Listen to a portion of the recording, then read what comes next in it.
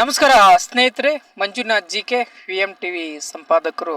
ಸ್ನೇಹಿತರೆ, ಇವತ್ತು ಎಂಥ ಒಂದು ಸ್ಥಿತಿಗತಿಗೆ ಇಲಾಖೆ ಆಗಿರ್ಬೋದು, ರಾಜಕಾರಣಿ ಆಗಿರ್ಬೋದು, ಅಥವಾ ಬೇರೆ ರೀತಿಯಾದಂಥ ಕೆಲಸ ಕಾರ್ಯಗಳಾಗಿರ್ಬೋದು, ತಮ್ಮ ಜನರ ಮುಂದೆ ನಡೀತಾ ಇದೆ ಅಂಥ ವಿಚಾರದ ಬಗ್ಗೆ ಇವತ್ತು ನಾವು ಸ್ಥಳದಲ್ಲೇ ಬಂದು ವಿಚಾರಿಸ್ತಾ ಇದ್ದೀವಿ. ಸ್ನೇಹಿತರೆ, ಇದು ಬಾಗಲಕೋಟೆ ಡಿಸ್ಟಿಕ್ಕು ಜಮಖಂಡಿ ತಾಲೂಕು ದಲ್ಲಿ ನಡೀತಾ ಇರುವಂಥದ್ದು ಒಂದು ಕಾರ್ಯಾಚರಣೆ ಮತ್ತು ಒಂದು ಗೋರ್ಮೆಂಟ್ ಅಂದರೆ ಸರ್ಕಾರದಲ್ಲಿ ನಡೀತಾ ಇರುವ ಕೆಲಸದ ಬಗ್ಗೆ ನಾವು ಇವತ್ತು ಬಂದಿದ್ದೀವಿ. ಸುಮಾರು ಜನ ಅದಕ್ಕೆ ಆದಂಥ ಕೂಡಿದ್ದಾರೆ. ಇಲ್ಲಿ ಏನಾಗ್ತಿದೆ ಅಂದರೆ, ಕಾಡನ್ನು ಉಳಿಸಿ ನಾಡನ್ನು ಬೆಳೆಸಿ ಅನ್ನುವ ಮಾತನ್ನು ಕೇಳ್ತಾ ಬರ್ತಾ, ಅದಕ್ಕಾಗಿ ಎಷ್ಟೋ ಜನ ಶ್ರಮ ಪಡಿತಾ ಇದ್ದಾರೆ, ಗಿಡಗಳನ್ನು ಹಚ್ತಾ ಇದ್ದಾರೆ. ಇಲಾಖೆಗಳು, ಸಂಬಂಧಪಟ್ಟ ಇಲಾಖೆಗಳೂ ಅದ್ರ ಬದಲಾಗಿ ಕಷ್ಟಪಡ್ತಾ ಇದ್ದಾವೆ. ಪರಿಸರವನ್ನು ಉಳಿಸುವಂಥ ವ್ಯವಸ್ಥೆ ಕೂಡ ಆಗ್ತಾ ಇದೆ. ಅದ್ರ ಮಧ್ಯೆ ಇದು ಯಾವುದು ಅಂತ ನಮಗೆ ಅರ್ಥ ಆಗ್ತಿಲ್ಲ. ಹಾಗಾಗಿ ನಾವು ಈಗ ಸಾರ್ವಜನಿಕರನ್ನು ಕೂಡ ನಾವು ಮಾತಾಡಿಸ್ತಾ ಇದ್ದೀವಿ. ಸ್ನೇಹಿತರೆ, ಬೇರೆ ಯಾವುದು ವಿಚಾರದ ಬಗ್ಗೆ ತಮಗೆ ನಾನು ವ್ಯಕ್ತಪಡಿಸ್ತಾ ಇಲ್ಲ. ಯಾಕೆ ಅಂದರೆ, ಇವತ್ತು ಒಂದು ಗಿಡ ನೆಡಬೇಕಂದ್ರೆ ಭೂಮಿ ಮೇಲೆ ಎಷ್ಟು ಕಷ್ಟ ಇದೆ. ಅದು ಕೂಡ ಒಂದು ಜೀವಿನೇ. ನಾವು 100 ವರ್ಷ ಆಯುಷ್ ಆದಮೇಲೆ ಬದುಕ್ತೀವಿಲ್ಲೋ ಗೊತ್ತಿಲ್ಲ, 50 ವರ್ಷ ಆಯುಷ್ ಆದಮೇಲೆ ಬದುಕ್ತೀವಿಲ್ಲೋ ಅಂತ ಗೊತ್ತಿಲ್ಲ. ಇವತ್ತು ಏನಾದರೂ ಎಲ್ಲ ಕಾಲಾನುಕಾಲಗಳಲ್ಲಿ ಅಥವಾ ನೂರಾರು ವರ್ಷಗಳಲ್ಲಿ ಎಲ್ಲ ಜೀವಿಗಳನ್ನು ನೋಡಿರುವುದು, ಮಳೆ ಗಾಳಿಯನ್ನು ಪಡ್ಕೊಂಡು ಇವತ್ತು ಭೂಮಿ ಮೇಲೆ ಒಂದು ಮಾತನಾಡ್ತಾ ಇರುವಂಥ ಜೀವಿಗಳು ಯಾವುದಾದ್ರೂ ಜೀವಂತವಾಗಿದ್ದಿದ್ರೆ ಅದು ಮರಗಿಡಗಳು. ಆ ಮರಗಿಡಗಳು ಇವತ್ತು ಯಾವ ರೀತಿ ಆಗಿದೆ ಅಂದರೆ, ಅದು ಮಾತನಾಡ್ತಾ ಇದೆ. ಇವತ್ತು ಮರಗಳು ಕೂಡ ಮಾತನಾಡ್ತಾ ಇರುತ್ತೆ. ಹೇಗೆ ಮಾತನಾಡ್ತಾರಪ್ಪ ಅಂದರೆ, ಇವತ್ತು ನೀರು ಕಡಿಮೆ ಆದರೆ ಒಣಗ್ತಾ ಇರುತ್ತೆ. ಅದು ಸಿಹಿ ಎಲ್ಲರಿಗೂ ಖುಷಿಯಾಗಿ ಇಡಿಸ್ಬೇಕಂದ್ರೆ ಹಣ್ಣುಗಳನ್ನು ಕೊಡುತ್ತೆ. ಎಲ್ಲರೂ ನೆಮ್ಮದಿಯಾಗಿ ಬಿಸಿಲಲ್ಲಿ ಖುಷಿಯಾಗಿ ಸ್ವಲ್ಪ ವಿಶ್ರಾಂತಿ ಕೊಡಿಸ್ಬೇಕಂದ್ರೆ ಇಲ್ಲಿ ಬಂದ ಕುತ್ಕೊಳ್ರಿ ಅಂಥೇಳಿ ಒಂದು ಒಳ್ಳೆ ಇಂಪಾದ ಗಾಳಿ ಜೊತೆಗೆ ಒಂದು ನೆರಳನ್ನು ಕೊಡುತ್ತೆ. ಇವತ್ತು ಅದು ಎಷ್ಟು ಜನರಿಗೆ ನೆರಳು ಕೊಟ್ಟಿದೆ, ಎಷ್ಟು ಜನರನ್ನು ಉಳಿಸಿದೆ, ಎಷ್ಟು ಜನರ ಜೊತೆನೆ ಬಾಂಧವ್ಯತೆಯನ್ನು ಹಂಚಿಕೊಂಡಿದೆ. ಅಂಥ ಮರಗಳನ್ನು ಇವತ್ತು ತೆರವುಗೊಳಿಸುವಂಥ ಕಾರ್ಯಾಚರಣೆ ನಡೀತಾ ಇದೆ. ಇದು ಬಾಗಲಕೋಟೆ ಜಿಲ್ಲೆ ಜಮಖಂಡಿಯಲ್ಲಿ ನಡೀತಾ ಇರೋದು. ಒಂದು ಸಾರ್ವಜನಿಕರಿಗೆ ಅದು ಯಾರಿಗೂ ಬೇಕಾಗಿಲ್ಲ. ಅಲ್ಲಿ ದೊಡ್ಡದಾಗಿರುವ ದಾರಿ ಬೇಕಾಗಿಲ್ಲ, ದೊಡ್ಡದಾಗಿರುವ ರಸ್ತೆ ಬೇಕಾಗಿಲ್ಲ. ಇರೋದನ್ನೇ ಸರಿಯಾಗಿ ವ್ಯವಸ್ಥಿತವಾಗಿ ಕಾನೂನಾತ್ಮಕವಾಗಿ ಅದು ರೆಡಿ ಆದರೆ ಸಾಕು ಅನ್ನೋದು. ಯಾಕೆಂದರೆ ಹಿಂದೆ ಬರೋ ಪೂರ್ವಜರನ್ನು ನಾವು ನೋಡಿಲ್ಲ, ನಮ್ಮ ತಾತರನ್ನು ನೋಡಿಲ್ಲ. ಆದರೆ ರಾಜ್ಯರ ಕಾಲದಿಂದಲೂ ಇವತ್ತು ಪೂರ್ವಜರ ಕಾಲದಿಂದಲೂ ಏನಾದರೂ ಅವರನ್ನು ನೋಡಿದರೆ, ಏನಾದರೂ ಅದನ್ನು ಸ್ಪರ್ಶ ಮಾಡಿದರೆ ಅದು ಮರಗಿಡಗಳು ಮಾತ್ರ. ಇವತ್ತು ಹೆಮ್ಮರವಾಗಿ ನಿಂತಿದ್ದಾವೆ ಅಂದರೆ, ಇವತ್ತು ಎಲ್ಲರನ್ನ ನೋಡಿ, ಎಲ್ಲ ಜೀವಿರಾಶಿಗಳನ್ನು ನೋಡಿ, ಎಲ್ಲ ದೊಡ್ಡ ಅಂದರೆ ಇಡೀ ಜಮಖಂಡಿ ತಾಲೂಕಲ್ಲಿ ಯಾವತ್ತು ಜಮಖಂಡಿ ಹುಟ್ಟಿತೋ ಅವತ್ತಿನಿಂದ ಆ ಗಿಡ ಮರಗಳ ಇರುವಂಥ ಒಂದು ಮರಗಳಿರುವಂಥ ಜಾಗ ಇವತ್ತು ರಸ್ತೆ ಅಗಲೀಕರಣಕ್ಕಾಗಿ ಅದನ್ನು ಇವತ್ತು ಗಿಡಗಳನ್ನು ತೆರವುಗೊಳಿಸ್ಬೇಕು ಅನ್ನೋ ಕಾರ್ಯಾಚರಣೆ ನಡೆದು ಈಗಾಗಲೇ ನೋಡ್ತಾ ಇರ್ತೀರಿ ನೀವು. ಆ ಕಾರ್ಯಾಚರಣೆಯನ್ನು ನಿಲ್ಲಿಸ್ಬೇಕಂಥೇಳಿ ಇವತ್ತು ಈ ಕೆಲಸಗಳನ್ನು ನಡೀತಾ ಇದೆ. ಸ್ನೇಹಿತರೆ, ಬೇರೆ ಯಾವುದು ವಿಚಾರವಲ್ಲ. ಈ ಮುಂದಿನ ವಿಚಾರವನ್ನು ಈ ಮರಗಳು ಉಳಿಸ್ಬೇಕು ಅನ್ನೋ ಕಾರಣಕ್ಕೆ ಇಲ್ಲಿ ಜನರು ಎಲ್ಲ ಕೂಡಿದ್ದಾರೆ, ಮುಖಂಡರು ಕೂಡಿದ್ದಾರೆ, ಜಮಖಂಡಿ ಮುಖಂಡರಿದ್ದಾರೆ, ದಲಿತ ಮುಖಂಡರಿದ್ದಾರೆ, ಎಲ್ಲರೂ ಇದ್ದಾರೆ. ಸೊ ಅದ್ರ ಬಗ್ಗೆ ಏನು ಮಾತಾಡ್ತಾರಂತ ನೋಡೋಣ. ಆದರೆ ಈ ಮರಗಳನ್ನು ಉಳಿಸ್ಬೇಕು ಅನ್ನೋದೇ ನಮ್ಮ ಜವಾಬ್ದಾರಿ, ನಿಮ್ಮೆಲ್ಲರ ಜವಾಬ್ದಾರಿನೂ ಕೂಡ ಆಗಿರಬೇಕು.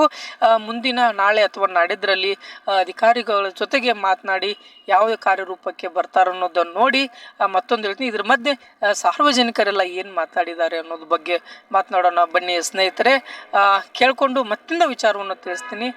ನಿಮ್ಮ ಸಂಪಾದಕ ಮಂಜುನಾಥ್ ಜಿಕೆ. ಈಗ ಸಾರ್ವಜನಿಕರು ಮಾತನಾಡಿದ ಏನಂತ ನೀವು ತಿಳಿಸ್ಕೊಳ್ಳಿ. ಧನ್ಯವಾದಗಳು. ನಿಮ್ಮ ಮಂಜುನಾಥ್ ಜಿಕೆ, VMTV ಸಂಪಾದಕ. ಜಮಖಂಡಿಯ ಹೃದಯ ಭಾಗವಾಗಿರ್ತಕ್ಕಂತಹ ಜಮಖಂಡಿ ತಾಲೂಕಾ ಕ್ರೀಡಾಂಗಣದ ಅಪೋಸಿಟ್ ಇರತಕ್ಕಂತಹ ರಸ್ತೆ ಅಭಿವೃದ್ಧಿಯನ್ನು ಮಾಡ್ತಾ ಇದ್ದಾರೆ. ಜಮಖಂಡಿ ಸಾರ್ವಜನಿಕರು, ಜಮಖಂಡಿ ಜನತೆ ಎಲ್ಲರೂ ಸಹ ಜಮಖಂಡಿಯ ಅಭಿವೃದ್ಧಿಯನ್ನು ನಾವು ಗೌರವಿಸ್ತೇವೆ. ಅಭಿವೃದ್ಧಿ ಆಗಲಿ ಅನ್ನೋ ಬಯಕೆ ನಮ್ಮದು ಇದೆ. ಅದರೊಂದಿಗೆ ನಾವು ಈಗಿರ್ತಕ್ಕಂಥ ಜನಪ್ರಿಯ ಶಾಸಕರಲ್ಲಿ ಒಂದು ವಿನಂತಿ ಮಾಡ್ಕೋದು ಏನಪ್ಪ ಅಂತಂದರೆ, ಪ್ರಕೃತಿ ರಕ್ಷಣೆ ಯಾರ ಹೊಣೆ ಅಂತಂದ್ರೆ ನಮ್ಮ ಹೊಣೆ ಅಂತೇಳಿ ನಾವು ಪ್ರೈಮರಿ ಶಿಕ್ಷಣ ಓದುವಾಗ ನಮ್ಮ ಶಿಕ್ಷಕರುಗಳ ಘೋಷಣೆಯನ್ನು ಹಾಕಿಸ್ತಾ ಇದ್ದದ್ದು ನಮ್ಮ ಅರಿವಿನಲ್ಲಿದೆ. ಪ್ರಕೃತಿಯ ರಕ್ಷಣೆ ಯಾರ ಹೊಣೆ ಅಂದರೆ ನಮ್ಮ ಹೊಣೆ ಅಂತೇಳಿ ಹೆಮ್ಮೆಯಿಂದ ಘೋಷಣೆಯನ್ನು ಹಾಕ್ತಿದ್ವಿ.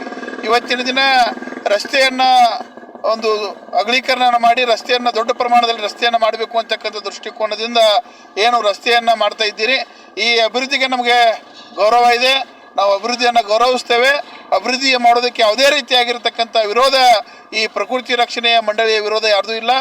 ಆದರೆ ಆ ರಸ್ತೆಯ ಅಡಿಯಲ್ಲಿ ಬರ್ತಕ್ಕಂತಹ ಗಿಡ ಮರಗಳ ರಕ್ಷಣೆ ಆಗಬೇಕು ಅಂತಕ್ಕಂಥ ಒಂದು ಬೇಡಿಕೆ ನಮ್ಮ ಎಲ್ಲರದಿದೆ. ದಯವಿಟ್ಟು ರಸ್ತೆಯನ್ನು ದೊಡ್ಡದು ಮಾಡಿರಿ, ಜಮಖಂಡಿ ಅಭಿವೃದ್ಧಿ ಆಗಲಿ, ಜಮಖಂಡಿಯ ಏಳಿಗೆ ಉನ್ನತ ಮಟ್ಟಕ್ಕೆ ಹೋಗುವುದು ನಮ್ಮದು ಆಸೆ ಇದೆ. ಆದರೆ ಅದರೊಂದಿಗೆ ಈ ಪ್ರಕೃತಿಗೆ, ಈ ಸಮಾಜಕ್ಕೆ ಭೂಷಣ ಯಾವುದಪ್ಪ ಅಂತಂದರೆ ಗಿಡ ಮರಗಳು ಭೂಷಣ.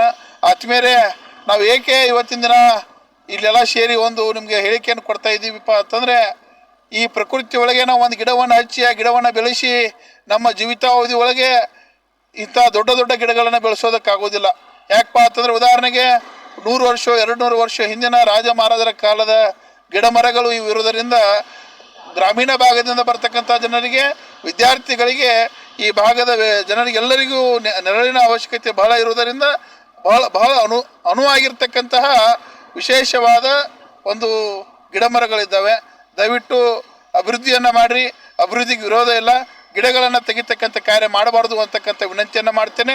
ಇನ್ನೊಂದು ನಿಮಗೆ ನಾನು ಹೇಳಲು ಇಚ್ಛಿಸಿದ್ದು ಏನಪ್ಪ ಅಂತಂದರೆ, ಬೆಂಗಳೂರಂಥ ಮಹಾನಗರದಲ್ಲಿ ರಸ್ತೆಯ ಮಧ್ಯದಲ್ಲಿ ಗಿಡಗಳಿದ್ರೂ ಸಹ ಆ ಗಿಡಗಳನ್ನು ತೆಗೆಯದೆ ಅದಕ್ಕೆಲ್ಲ ಸೇಫ್ಟಿ ಏನಾದರೂ ವ್ಯವಸ್ಥೆಯನ್ನು ಮಾಡಿ ಮಧ್ಯೆ ಗಿಡ ಇಟ್ಟುಕೊಂಡು ಅಕ್ಕಪಕ್ಕ ರಸ್ತೆಯನ್ನು ಮಾಡಿರ್ತಕ್ಕಂಥ ಉದಾಹರಣೆ ನಿಮ್ಗೆ ಬೇಕಪ್ಪ ಅಂತಂದರೆ ಬೆಂಗಳೂರು ಮಹಾನಗರಕ್ಕೆ ನೀವು ಹೋದ್ರಿಪ್ಪ ಅಂತಂದರೆ ಬೆಂಗಳೂರಲ್ಲಿ ಅವೆಲ್ಲ ನೋಡೋದಕ್ಕೆ ಸಿಗತ್ತೆ.